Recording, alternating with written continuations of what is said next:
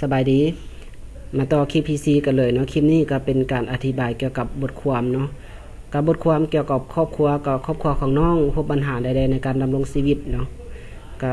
ตัวอย่างเช่นว่าปัญหาพ่อแม่ผิดเถียงกันเนาะปัญหาพ่อแม่นอกใจกันปัญหาการทำให้ห่างกายเกิดขึ้นเนาะแล้วก็ปัญหาแยกทางกันของพ่อแม่เนาะในเมื่อปัญหาที่เกิดเหล่านี้ที่เกิดขึ้นน้องและครอบครัวของน้องมีวิธีแก้ไขปัญหาแล้วนี่เนี่ยใดน้องก็เขียนบรรยายลงมาเนาะรายได้รักขี้ใจในครอบครัวมาจากไสอาจจะเป็นพ่อแม่เป็นพนักงานครูบ่เป็นพนักงานราชการบ่เป็นตำรวจทหาร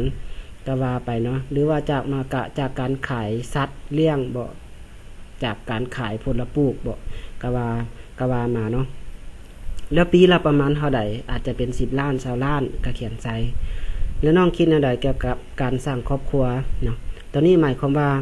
เวลาที่น้องเรียนจบมาแล้วน้องบ่ได้เรียนน้องมีแผนการสร้างครอบครัวไว้บ่หรือว่าแนวใดเนาะหรือว่าทัศนคติของน้องเกี่ยวกับการสร้างครอบครัวเป็นแบบใดเนาะบทความเกี่ยวกับบ้านของตัวเองอันนี้ก็ปัจจุบันน้องคิดว่า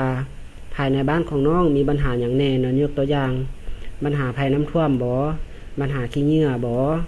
ปัญหาภัยแห้งแล้งและปัญหายาเสพติดเนาะอันนี้คือตัวอย่างที่ปัญหาที่เกิดขึ้นภายในครอบครัวและน้องมีวิธีแก้ไขปัญหาที่เกิดขึ้นในบ้านน้องแนวใดอันนี้ก็เขียนเรียงความมาเนาะอันในอนาคตเนาะน้องอยากให้บ้านน้องเป็นบ้านแบบใดเนาะอาจจะเป็นทุกคนในครอบครัวเนาะอยู่ดีกินดีทุกคนในหมู่บ้านมีสุขภาพแข็งแรงหรือว่าทุกคนในหมู่บ้านเป็นพนักงานราชการหมดหรือว่ามีทางยางเข้าบ้าน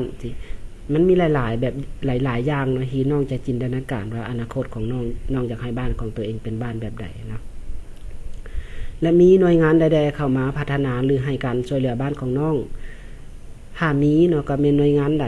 แล้วเพิ่นเข้าไปช่วยเหลือในด้านใดหรือพัฒนาในด้านใดอันนี้ก็เขียนเรียงความมาบทความเกี่ยวกับวิชาเรียนตัวนี้สาขาวิชาที่1ที่น้องเลือกเรียนมีความสำคัญและจำเป็นแนวใดในการพัฒนาหมู่บ้านของน้องยกตัวอย่างเนาะสาขาวิชากลจักสินะมันมีความสำคัญแนวใดในการพัฒนาหมู่บ้านการเลี้ยงสัตว์สิมันมีความสำคัญแนวใดเนาะการปลูกฝังสิมันมีความสำคัญแนวใดในการพัฒนาหมู่บ้านและการ